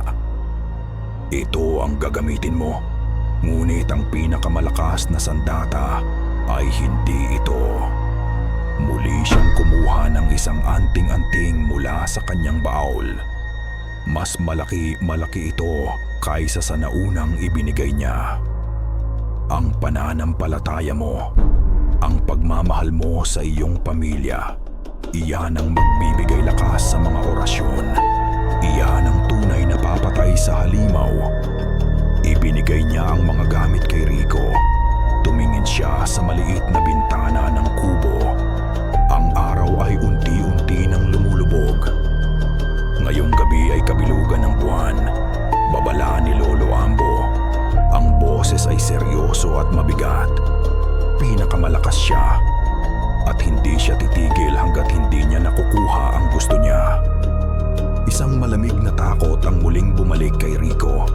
Ngunit ngayon ay may kasama na itong determinasyon. Tumango siya, kinuha ang buntot pagi at ang anting-anting. Salamat po, sabi niya. Mabilis siyang tumakbo pabalik sa kanilang bahay. Ang bawat hakbang niya ay isang karera laban sa papalubog na araw. Ang mga anino ay humahaba. Ang hangin ay muling lumalamig. Malayo pa lang, may napansin na siyang mali. Ang pinto ng kanilang bahay, nakaiwan siyang nakasara ito. Nakatarangka. Ngunit ngayon, ito ay nakabukas. Bahagyang nakaawang, isang paanyaya sa dilim. Kinabahan siya. Tumakbo siya ng mas mabilis. Lia! Maya! Sigaw niya habang papalapit. Walang sumasagot. Pabalang niyang itinulak ang pinto at pumasok sa loob. Ang sala ay magulo. Ang mga upuan na ginawa nilang barikada ay nakatumba. Lia! Sigaw niya ulit. Ang boses ay nag-uumpisa ng mabasag. Tinakbo niya ang bawat sulok ng bahay. Ang kusina. Ang banyo, wala. Wala si Lia. Wala si Maya. Nawawala sila. Isang nakabibinging katahimikan ang sumalubong kay Rico sa loob ng bahay. Ang katahimikang mas masahol pa sa sigaw, mas masahol pa sa anumang ingay. Ito ang katahimikan ng kawalan. Lia! Maya! Paulit-ulit niyang isinisigaw. Ang boses ay desperado. Umalingaw-ngaw sa walang lamang mga silid. Ngunit ang tanging sumasagot sa kanya ay ang ugong ng hangin sa labas. Nilibot niya ang buong kabahayan. Ang puso niya ay kumakaripas. Ang isip ay naghahanap ng anumang senyales. Mga bakas ng pakikipaglaban, sirang gamit, dugo, wala. Malinis ang lahat, maliban sa mga natumbang upuan sa sala. Tila sila ay naglaho na parang bula. Napaluhod si Rico sa gitna ng sahig. Ang buntot pagi at anting-anting ay halos mabitawan na niya. Huli na ba siya? Nakuha na ba sila? Ang bigat ng kabiguan ay tila isang dambuhalang kamay na pumipiga sa kanyang puso. Ngunit habang siya ay nakaluhod sa gitna ng kanyang kawalan ng pag-asa, may narinig siyang isang napakahinang tunog, isang pagsinghot, nagmumula sa kanilang kwarto. Agad siyang napatayo. Dahan-dahan, halos hindi humihinga, naglakad siya patungo sa silid. Pinasadahan niya ng tingin ng buong kwarto. Ang banig, ang baul, ang lumang aparador na gawa sa nara sa sulok. Lumapit siya rito. Idinikit niya ang kanyang tainga sa kahoy at narinig niya ito ulit. Mas malinaw na ngayon, isang pigil na pag-iyak. "Lia?" Pabulong niyang tanong. Isang mahinang Rico ang narinig niya mula sa loob. Mabilis niyang binuksan ang pinto ng aparador at doon, sa loob ng masikip at madilim na espasyo, nagsisiksikan ang kanyang mag-ina. Si Lia ay nakatakip ng bibig kay Maya para pigilan ang pag-iyak nito. Pareho silang namumutla. Ang mga mata ay nanlalaki sa takot. "Diyos ko!" bulong ni Rico. Isang malaking ginhawa ang bumalot sa kanya. Hinila niya sila palabas at niyakap ng mahigpit. "Anong nangyari? Bakit kayo nagtago dyan?" "Pumasok siya, Rico."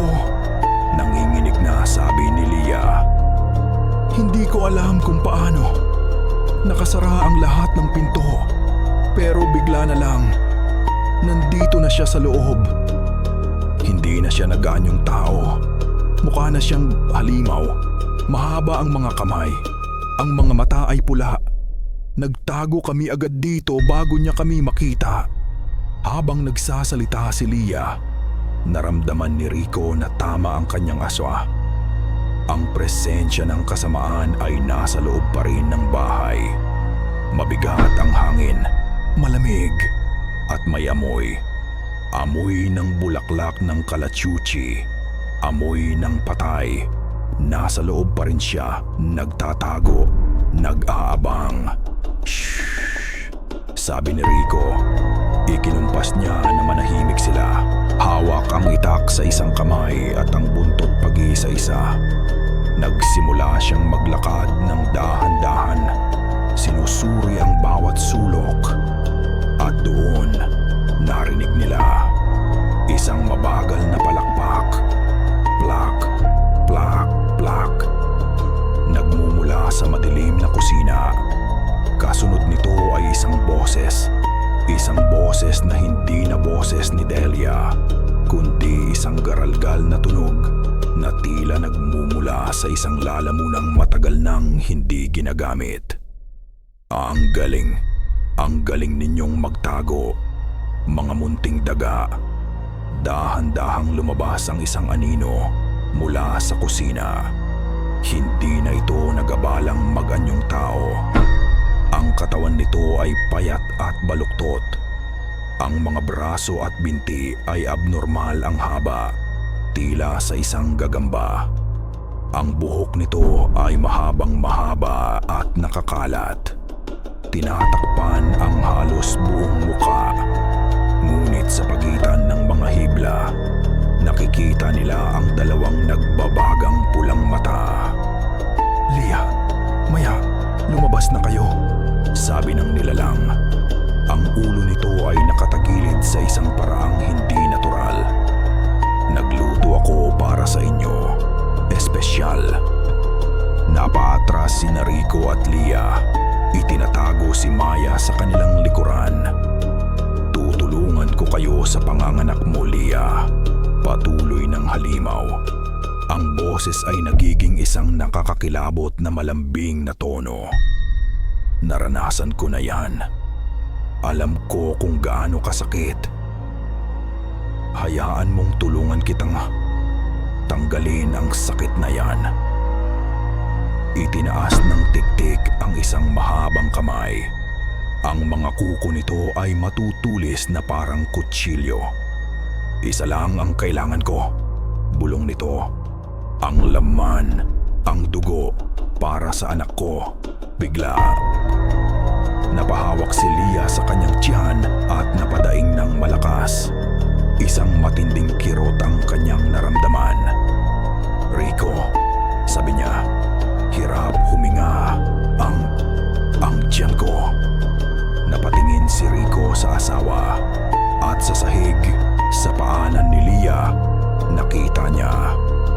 Isang basa, kumakalat naman siya. Pumutok na ang kanyang panubigan. Ang sanggol ay palabas na. Ngayon na, tumingin ang tik-tik sa mantsa sa sahig at pagkatapos ay sa tiyan ni Leah. Ang dalawang pulang mata nito ay nanlaki sa gutom at pananabik. Isang mabagal at nakakatakot na tawa ang kumawala sa lalamunan nito. Tamang-tama, garalgal na sabi ng halimaw, "Bukas na ang handaan." Sinugod sila nito. Sa parehong sandali, isang nakakabinging kulog ang yumanig sa buong kalangitan. Ang kabilugan ng buwan sa labas ay natakpan ng isang maitim na ulap. Nasa loob sila ng bahay, kasama ang halimaw. At si Leah ay manganganak na. Wala nang matatakbuhan, wala nang matataguan. Ito na ang katapusan. Nang sumugod ang halimaw, ang mundo ni Rico ay lumiit. Nawala ang ugong ng hangin, nawala ang takot, nawala ang lahat maliban sa tatlong bagay. Ang nagbabagang mga mata ng tiktik, ang daing ng kanyang asawa, at ang bigat ng buntot pagi sa kanyang kamay. "Sa likod ko!" Isinigaw niya. Itinutulak si Leah at Maya patungo sa sulok ng silid. Isang primordial na galit. Isang galit na nagmumula sa pagiging ama at asawa. Ang bumuhos sa kanyang dugo, itinaas niya ang buntot pagi at inihampas ito ng buong lakas. Wak! Tumama ang latigo sa humahabang braso ng tiktik. Isang nakakapasong sigaw ang kumawala sa halimaw, hindi dahil sa sakit, kundi dahil sa pagkasuklam. Tila nasunog ang balat nito. Kung saan ito tinamaan, napatras ito. Ang mga pulang mata ay mas lalong nagapoy sa galit. Nakita ni Rico ang epekto. Gumagana ito. "Leah, manatili ka lang dyan," sigaw niya. Muli niyang iwinasiwas ang buntot pagi. Pinipilit na panatilihin ang distansya sa pagitan nila at ng aswang. Ang sala ay naging kanilang arena. Bawat wasiwas ni Rico ay sinasalubong ng mabilis na pag-ilag ng tiktik. Gumagalaw ito sa paraang hindi natural. Gumagapang sa mga dingding at kisame na tila isang gagamba. Naghahanap ng butas sa kanyang depensa. Ang mga kuko nito ay kumakaskas sa kahoy, nag-iiwan ng malalalim na marka. "Akin na yan!" Sigaw ng halimaw. Ang boses ay tila pinaghalong galit at pagmamakaawa. "Matagal ko nang hinihintay ang anak ko! Ibigay niyo siya sa akin! Hindi siya sayo!" Sigaw pabalik ni Rico. Pinipiga ang lahat ng kanyang lakas sa bawat hampas. Habang nagaganap ang brutal na sayaw ng buhay at kamatayan, si Leah naman ay nakasandal sa dingding. Bawat himay-himay ng kanyang katawan ay pinipiga ng matinding sakit. Humihilab na ang kanyang tiyan. Malapit na. Napakalapit na. Sa kanyang tabi, si Maya ay nakapikit. Ang maliliit na kamay ay nakatakip sa tainga. Umiiyak ng walang tunog. Sa gitna ng sakit, tinawag ni Leah ang pangalan ng Diyos. Ang pangalan ng lahat ng santo na kanyang nalalaman. Ang babaeng dating hindi naniniwala ay ngayon ay kumakapit sa pananampalataya na tila ito ang kanyang huling hibla ng pag-asa. Bigla, bumukas ng malakas ang pinto sa likuran. Pumasok si Lolo Ambo. Dala-dala ang isang bayong na puno ng mga dahon at isang bote ng langis ng niyog.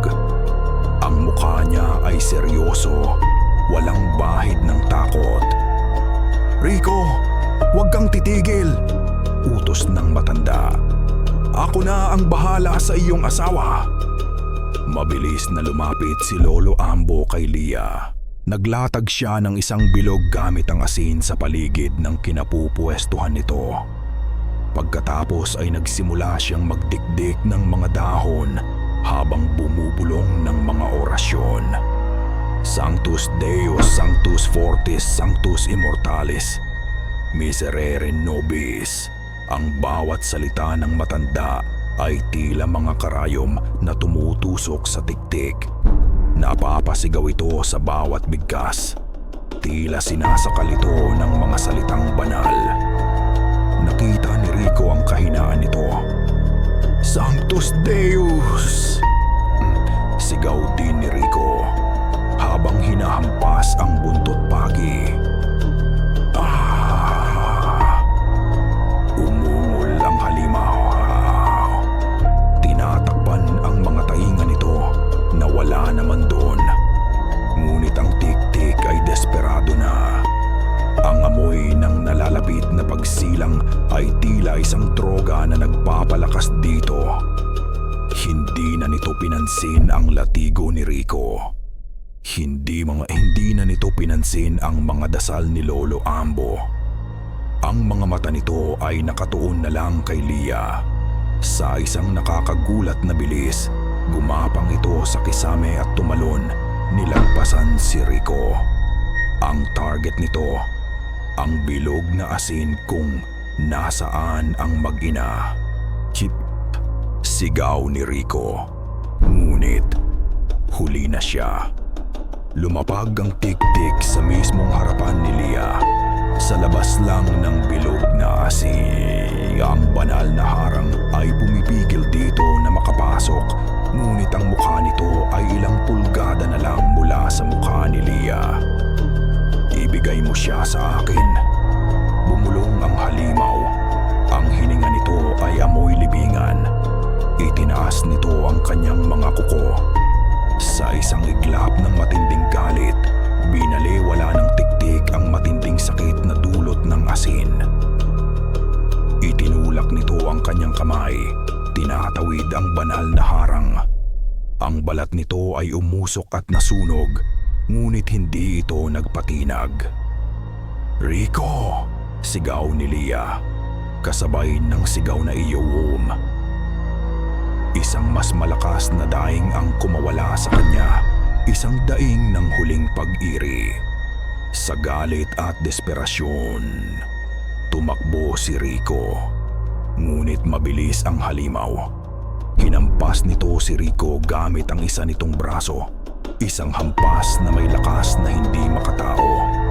Tumilapon si Rico, bumagsak sa kabilang dulo ng silid. Ang ulo niya ay tumama sa pader na gawa sa kahoy. Blag! Ang huli niyang nakita bago siya lamunin ng dilim ay ang anyo ng tik-tik na papalapit sa kanyang asawa. Ang mga nagniningas na kuko nito ay handa nang kunin ang premyo. Naiwan si Lolo Ambo, isang matandang lalaki na may mga dahon at dasal. At si Lia, isang babaeng nasa gitna ng pagsilang, sa pagitan ng halimaw at ng bagong buhay. Ang dilim sa paningin ni Rico ay panandalian lamang. Ang sigaw ni Lia ang gumising sa kanya, isang sigaw na hindi lang puno ng sakit, kundi ng purong takot.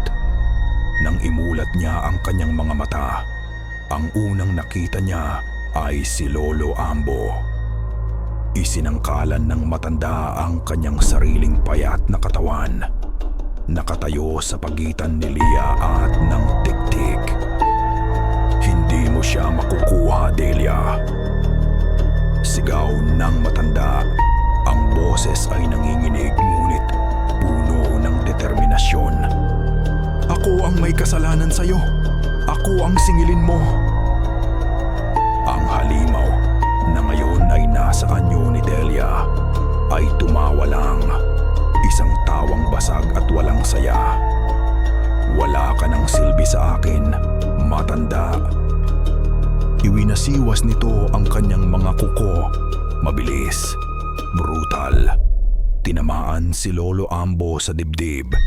3 malalalim na hiwa ang bumakat at bumulwak ang dugo. Napaluhod ang matanda. Ang mga mata ay nanlalaki sa gulat at sakit.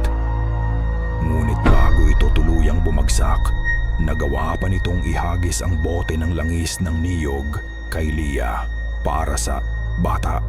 Ang lahat ng ito ay nasaksihan ni Lia sa gitna ng isa pang matinding paghilab ng kanyang tiyan. Ang sakit ng panganganak at ang sakit ng nasasaksihang karahasan ay naghalo, lumikha ng isang enerhiya sa loob niya. Ngayon, wala nang nakaharang. Ang tik-tik ay dahan-dahang lumapit sa kanya. Ang mga mata ay nakatutok sa kanyang sinapupunan. Ang mga labi ay nakaawang sa gutom. Ngunit habang papalapit ang halimaw, sa gitna ng kanyang takot, isang kakaibang bagay ang nakita ni Lia. Sa ilalim ng anyong halimaw, sa ilalim ng mga matang pula, naaninag niya ang mukha ng isang ina. Isang mukhang puno ng pighati, ng kawalan, ng isang paghahanap na hindi matapos-tapos. Ang halimaw na ito ay hindi lang uhaw sa dugo. Ito ay uhaw sa pagiging ina na ninakaw sa kanya. At sa sandaling iyon, ang takot sa puso ni Lia ay napalitan ng isang emosyon na hindi niya inaasahan. Awa. Delia, sabi ni Lia. Ang boses ay basag ngunit malinaw. Hindi ito isang sigaw ng takot, kundi isang bulong ng pagkaunawa. Natigilan ang tik-tik. Tumingin ito sa mga mata ni Lia. Alam ko ang sakit, sabi ni Lia. Ang mga luha ay dumadaloy na sa kanyang mga pisngi. Ang sakit ng pagkawala, ngunit hindi ito ang paraan. Isang matinding paghilab pa. Sumigaw si Lia, ngunit hindi na siya pumikit. Nanatili siyang nakatitig sa mga mata ng halimaw. Patawarin mo kami, sigaw ni Lia. Hindi namin alam. Patawarin mo ang baryo. Patawarin mo ang sarili mo. Hindi mo na kailangang maghanap pa. Ang mga salita ni Lia, mga salitang nagmumula sa puso ng isang ina para sa isa pang ina, ay tila mga punyal na tumusok sa itim na kaluluwa ng tik-tik. Isang ungol ang kumawala dito. Ngunit hindi na ito ungol ng isang halimaw. Ito ay ungol ng isang taong nasasaktan. Ang mga pulang mata nito ay biglang nagbago. Sa isang saglit, nakita ni Lia ang dating mga mata ni Delia. Mga matang kulay kape. At ngayon, puno ng itim na luha. At kasabay ng pagbabagong iyon, isang panibagong tunog ang bumuno sa silid. Isang malakas na iyak. Ang iyak ng isang sanggol. Isinilang na. Sa gitna ng sahig na may bilog na asen, sa gitna ng labanan ng liwanag at dilim, isang bagong buhay ang umusbong. Ang tunog na iyon ang tuluyang bumasag sa sumpa. Tumingin si Delia sa sanggol. Ang mukha nito ay nagpakita ng isang emosyong hindi na niya naramdaman sa loob ng 20 taon.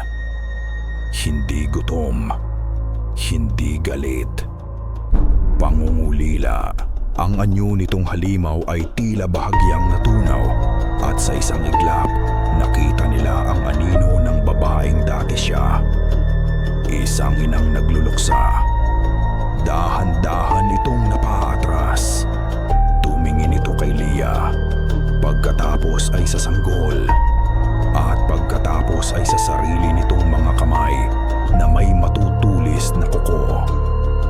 Tila ngayon lang nito nakita kung ano na ang nangyari sa kanya. Isang huling sigaw ang kumawala sa kanya. Isang sigaw na hindi na nakakatakot, kundi puno ng matinding kalungkutan at pagsisisi. pagsisisi. Tumalikod ito at natila isang aninong tinatangay ng hangin. Mabilis itong lumabas sa bintana at lumipad patungo sa madilim na kagubatan. Pabalik sa puno ng balete na siyang naging simula at katapusan niya. Ang sigaw nito ay unti-unting humina hanggang sa ang natira na lang ay ang iyak ng bagong silang na sanggol. Kasabay nito, muling nagkamalay si Rico. Bumangon siya, sugatan at nahihilo at tumakbo palapit sa kanyang mag-ina. Niyakap niya si Leah na ngayon ay yakap-yakap na ang kanilang anak na lalaki na nakabalot sa isang lumang kumot. Ligtas sila. Tapos na. Ngunit hindi pa pala. Nakita nila si Lolo Ambo nakahandu sa isa sahig. Hirap ng huminga. Lumapit si Rico sa kanya. Lolo Ambo. Ngumiti ang matanda, isang mahinang ngiti. Tumingin ito sa sanggol sa mga bisig ni Leah. Isang liwanag. May kinuha si Lolo Ambo mula sa kanyang bulsa. Isang bago, mas maliit na anting-anting na gawa sa isang puting bato. Iniabot niya ito kay Rico. Para sa kanya. Hirap na sabi ng matanda. Proteksyon! Huwag na kayong babalik dito. Yun ang kanyang mga huling salita. Ang kanyang mga mata ay pumikit. At ang huling hininga ay kumawala mula sa kanyang mga labi. Ang albularyong nabuhay sa pagsisisi ay namatay sa pagtubos. Naiwan si Rico. Hawak ang bagong anting-anting habang yakap ni Leah ang kanilang bagong anak. Sa labas, ang bagyo ay tumila na at sa siwang ng mga ulap, isang sinag ng buwan ang pumasok sa kanilang bahay. Nagbibigay liwanag sa tahimik na eksena ng kalungkutan, kaligtasan at isang bagong simula. 6 na buwan. 6 na buwan na ang lumipas mula sa gabing iyon. Sa baryo Matanglawin, ang amoy ng takot ay napalitan na ng amoy ng usok at alikabok ng Maynila. Ang lumang bahay na gawa sa kahoy ay napalitan na ng isang maliit, inuupahang apartment sa ika-4 na palapag ng isang gusali sa Cubao. Bumalik na sa normal ang lahat, pero hindi na sila ang dating normal. Nakahanap ulit ng trabaho si Rico sa isang maliit na construction firm. Hindi kasing laki ng dati ang sahod, pero sapat na para sa kanilang tatlo. Hindi, 4 na pala. Araw-araw, umaalis siya bago sumikat ang araw at umuuwi pagkatapos nitong lumubog. Ngumingiti siya. Nakikipaglaro, tumatawa, ngunit may nagbago sa kanya. Naging mas tahimik siya, mas mapagmasid. Ang kanyang mga mata ay laging tila may tinitingnan sa malayo. At sa gabi, bago matulog, hindi na niya nakakalimutang i-check ang trangka ng kanilang pinto. Hindi lang 1 beses, 3 beses. Si Leah naman ay bumalik na sa pagiging isang full-time na ina. Ang kanyang pagiging praktikal at makaagham ay naroon pa rin, ngunit may kasama na itong isang bagay na bago.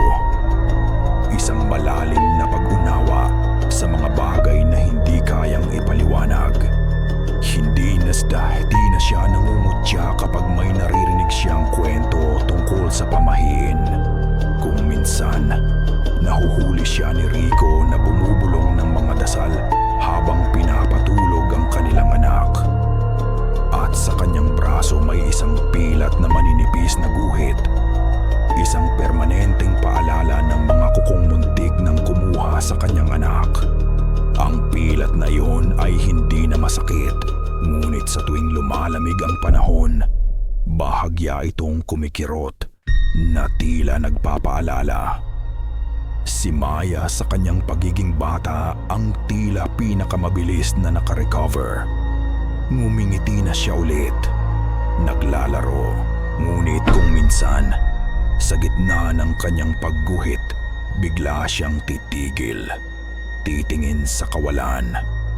At magtatanong, "Mama, malungkot pa rin po kaya yung pusa na umiiyak?" Hindi niya maalala ang anyong halimaw. Ang naaalala lang niya ay ang isang malungkot na nilalang. At sa tuwing nagtatanong siya, yayakapin na lang siya ni Lia ng mahigpit. At ang bunso, si Lito, isinunod nila ang pangalan sa liwanag na dala nito. Ay isang masaya at malusog na sanggol. Ang tanging kakaiba lang sa kanya ay ang anting-anting na gawa sa puting bato na laging nakasabit sa kanyang leeg, nakatago sa ilalim ng kanyang damit. Ang huling regalo ni Lolo Ambo. Isang gabi, habang mahimbing na natutulog si Lia at ang mga bata, hindi mapakali si Rico. Tumayo siya at pumunta sa kanilang maliit na bintana. Mula roon, tanaw niya ang walang katapusang mga ilaw ng syudad, ang ingay ng mga sasakyan at ang sirena ng ambulansya sa di kalayuan, ang bagong tunog ng kanilang gabi. Ligtas, malayo sa katahimikan ng Baryo Matanglawin, kinuha niya mula sa kanyang bulsa ang isang maliit na bungkos ng bawang. Dahan-dahan, nang walang ingay, isinabit niya ito sa isang maliit na pako sa itaas ng hamba ng bintana, sa isang lugar na hindi masyadong kapansin-pansin. Isang lihim na ritual na ginagawa niya gabi-gabi. Bumalik siya sa tabi ng kanyang bunsong anak. Hinaplos niya ang malambot nitong buhok. Pinagmasdan niya ang mahimbing nitong paghinga. Ang munting buhay na ito ang kanilang tropeo, ang kanilang patunay na nanalo sila sa laban. Ngunit nanalo nga ba talaga sila? O pansamantala lang silang nakatakas? Tumingin siyang muli sa bintana, sa syudad na hindi natutulog. Naisip niya, ilan kaya sa mga anino sa pagitan ng mga nagtataasang gusali ang nagtatago ng mga nilalang na katulad ng kanilang nakalaban? Ang kasamaan ba ay nasa probinsya lang, sa mga madidilim na gubat? O nag-aanyong iba lang ito sa syudad, nagtatago sa likod ng ingay at ng mga kumikinang na ilaw? Ipinilik niya ang kanyang ulo. Ayaw na niyang isipin. Hinalikan niya sa noo ang kanyang anak at bumalik na sa pagkakahiga sa tabi ni Lia. Niyakap niya ang kanyang asawa. Hinahanap ang init at seguridad sa pamilyar na yakap nito. Habang ipinipikit niya ang kanyang mga mata, sa labas, sa bintana, kung saan niya isinabit ang bawang, isang nilalang ang dumapo. Hindi ito ibon, hindi ito paniki. Isang malaking itim na gamo-gamo. Ang mga pakpak nito ay may kakaibang disenyo. Sa gitna ng bawat pakpak ay may marka na tila isang mata.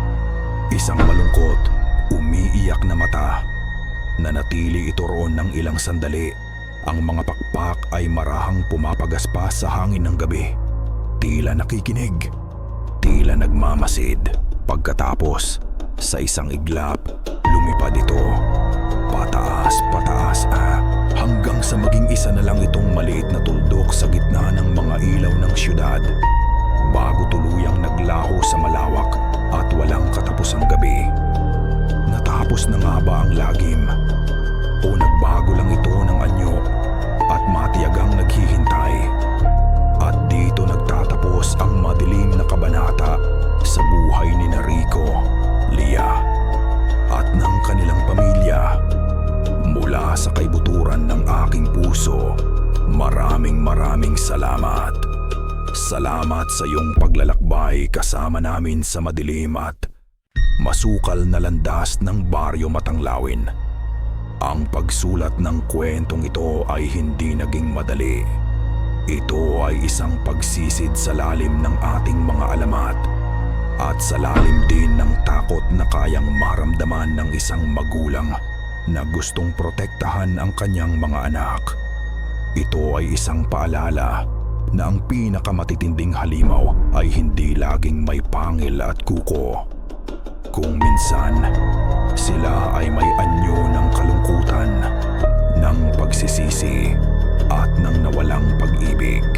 Dahil sa likod ng bawat aswang, sa likod ng bawat anino, mayroong kwento ng pag-ibig. Pag-ibig ng isang ama na gagawin ang lahat. Pag-ibig ng isang ina na haharapin ang dilim para sa kanyang sanggol. Mayroong aral ng pagpapatawad. Pagpapatawad sa mga nagkasala. At higit sa lahat, pagpapatawad sa sarili. At sa gitna ng pinakamatinding lagim, laging may sisibol na liwanag ng pag-asa. Kasing simple at kasing himala man, si Asik Himala ng unang iyak ng isang bagong silang na sanggol. Ngayon, nais kong marinig ang iyong tinig. Ano ang iyong naramdaman? Anong mga aral o pilat ang iniwan sa iyo ng matanglawin? Mangyaring iwanan ang iyong mga saloobin sa comment section sa ibaba.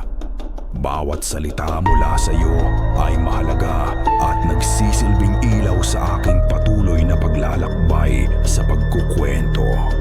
Hanggang sa muli nating pagkikita sa panibagong kabanata ng kadiliman. Paalam at maraming salamat.